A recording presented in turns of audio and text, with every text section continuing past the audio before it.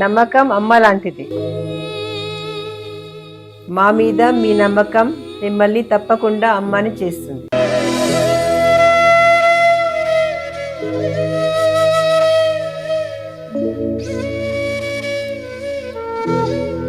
నేడు ఎంతో మంది మా మీద నమ్మకంతో అమ్మాయారు. మీకోసం అమ్మతనం ఎదురు చూస్తుంది.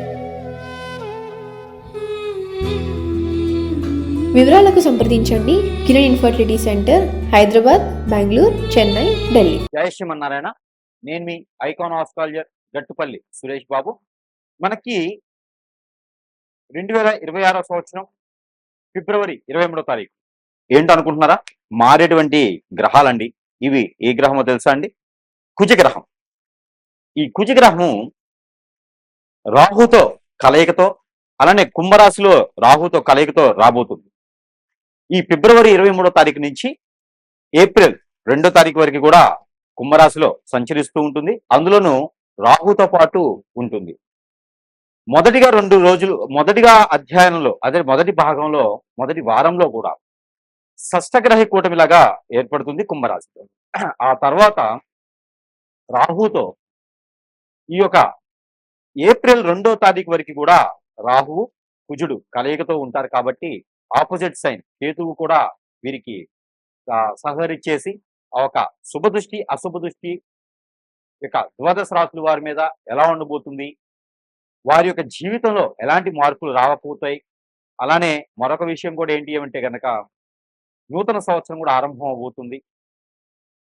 మన యుగాది నుంచి నూతన సంవత్సరం ఆరంభం కూడా ఈ కుంభరాశిలో రాహుతో పాటు కూడినటువంటి కుజుడు ఉండడం జరుగుతూ ఉంది. కాబట్టి ఈ మేర ఎలా ఉండబోతుంది ద్వాదశ రాశుల వారికి చూసినట్లయితే, ఎవరెవరి జీవితంలో పెళ్లిళ్ళు చేసుకుంటారా, ఎవరెవరి జీవితంలో అన్యోన్యంగా ఉన్నటువంటి దాంపత్యం ఉంటుందా, ఎవరెవరి జీవితంలో వీరి యొక్క రాహు కేతువు అందులోనూ కలయికతో ఉన్నటువంటి కుజుడు, వీరి యొక్క శుభ అశుభ ఫలితాలు ఏ రాశి వారి మీద ఎలా ఉంటాయి, ఆ తర్వాత బిజినెస్ చేసుకునే వారు, విదేశాలకు వెళ్ళే వారికి ఎలాంటి శుభ ఫలితాలు ఉంటాయి, ఏది ఎప్పటివరకు తెలుసా అండి?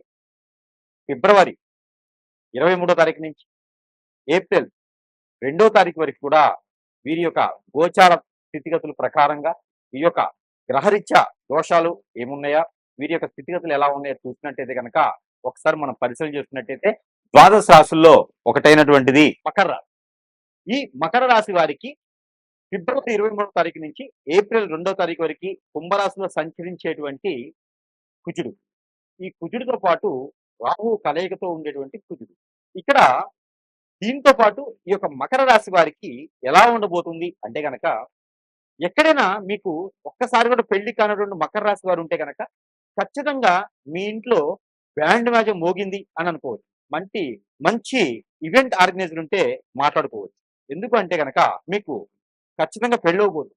మీకు బంధుమిత్రులు ఎవరైనా దగ్గర సంబంధాలు ఉంటే కనుక మాట్లాడుకొని పెట్టుకోవచ్చు. బంధుమిత్రులను మీకు దగ్గరయ్యేటువంటి వారి వల్లనే మీకు పెళ్లి అయ్యేటువంటిది అయితే బాగా కనబడుతుంది. కాకపోతే ఇక్కడ ఒక్కసారి మాత్రమే పెళ్లి చేసుకునేలాగా, అంటే ఆల్రెడీ మీకు ఇంతకు ముందే పెళ్లి అయి ఉంటే కనుక ఇది మీకు వర్తించదు.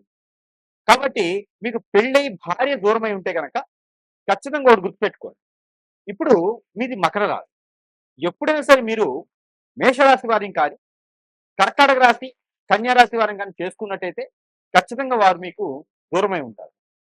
వారిని దగ్గర చేసుకునేందుకు మాట్లాడుకోవడానికి ఈ యొక్క పరిధి, ఈ యొక్క వ్యవస్థలో ఈ యొక్క పరిధి సమయం ఏదైతే ఉందో ఇది మీకోసమే వచ్చింది అనుకోవచ్చు. కుంభరాశిలో వీరిద్దరి కలయిక మీకు మంచి చేయబోతుంది.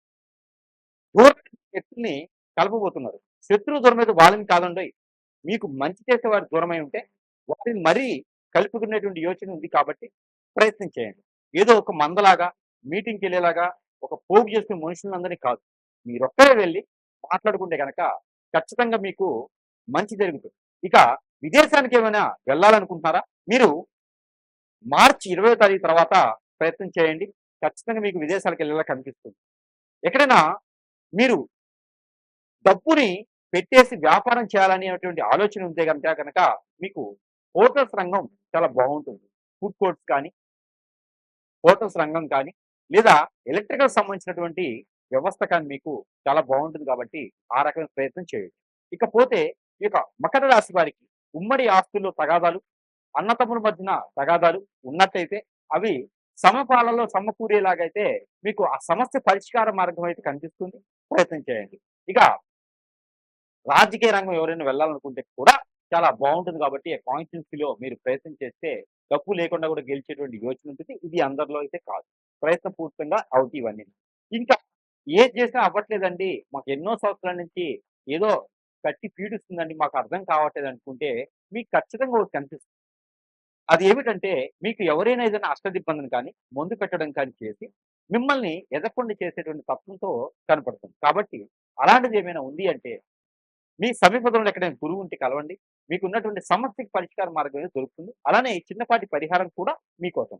దాంతో పాటు మీరు ఇంకా ఏదైనా మంత్రిచ్చినటువంటి వస్తువులు ఏదైనా కావాలి అనుకుంటే గనక చాలా రకాలైనటువంటి వస్తువులు మీ సమస్యకు తగ్గటువంటి వస్తువులైతే మా దగ్గర లభ్యపడుతూ ఉంటాయి.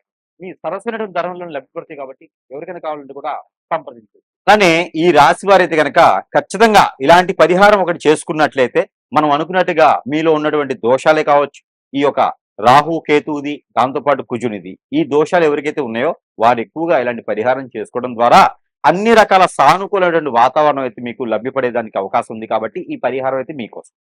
ఎవరి జాతకంలో అయినా సరే రాహుకేతు దోషం ఉంది అనుకున్నప్పుడు ఈ యొక్క రాహువు కుజుడితో పాటు కుజుడు రాహుతో పాటు సంచరించేటప్పుడు, అది కూడా కుంభరాశిలో సంచరించేటప్పుడు ఈ యొక్క చిన్న పరిహారం చేసుకోవాలి. అది ఏమిటో తెలుసా అండి?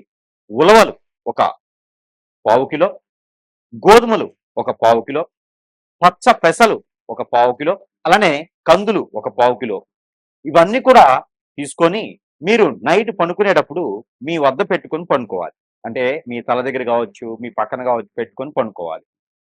తెల్లవారి లేచిన తర్వాత ఇది మీరు మంగళవారం నైట్ చేయాలి. తెల్లవారి లేచిన తర్వాత అవన్నీ కూడా మీకు సమీప దూరంలో ఎక్కడైనా ఇవి నవగ్రహాలు ఉంటాయి.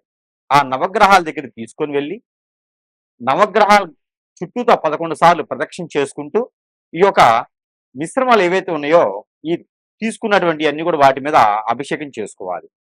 దాని ద్వారా మీకున్నటువంటి గ్రహరీత్యా దోషాలన్నీ కూడా చిటికలో పటాపంచలైపోయి మీకు వివాహాలు ప్రాప్తి పొందుతుంది. విదేశానికి శుభప్రదంగా వెళ్ళేదానికి ఉంటుంది. ఆర్థిక స్థితిగతులన్నీ కూడా మెరుగవుతాయి. అలానే మరొక పరిహారం, పెసర గుగ్గిళ్ళు ఉంటాయి. పెసలు ఉంటాయి కదా, అవి గుడాలు వండాలి. ఆ పెసలు గుడాలుగా వండి ఒక కిలో సుమారుగా వండి దాంట్లో కొబ్బరి పౌడర్ ఉంటుంది, ఎండు కొబ్బరి పౌడర్ ఉంటుంది. ఆ పౌడర్ని కలిపేసి దాంట్లో బెల్లం లేదా షుగర్ కలపాలి. ఆ కలిపినేసినటువంటిది నైవేద్యం ఏదైతే ఉందో ఇది ఆలయంలో, ఎక్కడ రాముల వారి ఆలయంలో కానీ, కృష్ణ ఆలయంలో కానీ, ఎక్కడైనా శ్రీ వెంకటేశ్వర స్వామి వారి ఆలయాల్లో కానీ దీన్ని నైవేద్యంగా పెట్టాలి. ఆ నైవేద్యాన్ని ఇరువురికి కూడా మీరు ప్రసాదం కింద తీసుకోవడం వలన, ఇవ్వడం వలన కూడా దీని వలన మీకు అన్ని రకాల గ్రహ దోషాలు కూడా పటాపంచలైపోయి మీ ఆరోగ్య సమస్యలన్నీ కూడా నెరవేరుతాయి. అలానే ఈ రాశుల వారికి ఈ చిన్న పరిహారం అయితే కనుక ఖచ్చితంగా మీకోసం. ఏమిటంటే గనక మీకు కుజు దోషం, రాహుకేతు దోషం ఏమైనా ఉందా? అయితే మీకు మీ పొలాల్లో కావచ్చు, ఒడ్ల మీద కావచ్చు, గట్ల మీద కావచ్చు, మీ ఇంట్లో కావచ్చు, నర్సరీలో నుంచి తెచ్చుకొచ్చే మొక్కలు కావచ్చు, మీరు అపార్ట్మెంట్లో ఉంటే ఆ మొక్క ఒకటి తెచ్చుకుంటే సరిపోతుంది. ఏమిటనుకుంటున్నారా? అరటి మొక్క. ఈ అరటి మొక్క గాని, అంటు గాని ఏమైనా ఉంటే తీసుకొచ్చుకొని దానికి ఒక పసుపు తాడు, అది ఎట్లాగా కావాలి అంటే గనక ఆడవారైనా మగవారైనా సరే ఒక తెల్లని దారం, మిషన్ దారం ఉంటుంది కదా, అది తీసుకొచ్చుకోవాలి. అది మీరు ఎంతైతే హైట్ ఉంటారో బొటనవేలు, ఖాళీ బొటనవేలు దగ్గర నుంచి తల వరకు కూడా ఇలాగ కొలుచుకోండి. పోగులు పోయండి. ఆ పోగులు 9 ఉండాలి. 9 పోగులు పోసి దానికి పసుపు, గంధం, కుంకుమ రాయండి. రాసిన తర్వాత ఆ దారానికి 7 ముళ్ళు వేయండి. 7 ముళ్ళు వేసిన తర్వాత దానికి ఒక పసుపు కొమ్ము కట్టండి. దానికి ఒక తమలపాకు కట్టండి. దానికి ఒక మామిడాకు కట్టండి. ఇలాగా కట్టినటువంటి ఆకులతో ఉన్నటువంటిది ఇది తీసుకొని వెళ్ళి ఆ ఒక గురువారం రోజు కానీ, మంగళవారం రోజు కానీ చేయాలి. ఇది ఎప్పుడు? ఏప్రిల్ 2వ తారీఖులోపు చేయండి. ఇది తీసుకొని వెళ్ళి ఆ అరటి కొమ్మకి అరటి మొక్కకి కట్టేసేయండి. 3 ముళ్ళు వేసేసేయండి. వేసేటప్పుడు మీకున్నటువంటి దోషాలు ఏవైతే ఉన్నాయో ఆ దోషాలన్నీ కూడా మీకు ఇంతటితో పటాపంచలైపోవాలి. ఉపశమనం లభించాలి అని మొక్కుకోండి. తర్వాత ఒక ముగ్గురికి అదే రోజున టిఫిన్సో, భోజనమో పెట్టండి. ఇది అయిన తర్వాత చెట్టు తీసుకెళ్ళి మరుసటి రోజు ఒక నిద్ర చేసిన తర్వాత ఆ మొక్కను తీసుకుని వెళ్ళి ఎక్కడైనా ఆలయంలో గాని స్థాపించండి. మీ పొలాలుంటే పొలాల్లో స్థాపించండి. ఈ 2 లేదనుకుంటే ఇంట్లో ఉంచకండి. తీసుకొని వెళ్ళి ఎక్కడైనా పారేడు నీటిలో వేసేయండి. ఆ కుండీతో సహా పారేడు నీటిలో వేయండి. ఇలా చేయడం ద్వారా కాలసర్ప దోషం, నాగదోషం, కుజదోషం, కలస్త్ర దోషం, దాంట్లో కూడా రాహుకేతు దోషం, భార్యాభర్త దూరమైన, పెళ్ళైన తర్వాత దూరమైన, పెళ్లి కావట్లేదు అనుకున్నా, ఎంగేజ్మెంట్‌లో సంబంధాలు ఆగిపోయినా, దగ్గర దగ్గర సంబంధాలు పోయినా కూడా ఈ యొక్క పరిహారం చేసుకుంటే అదృష్టం అనేది మీ వరకు వస్తుంది.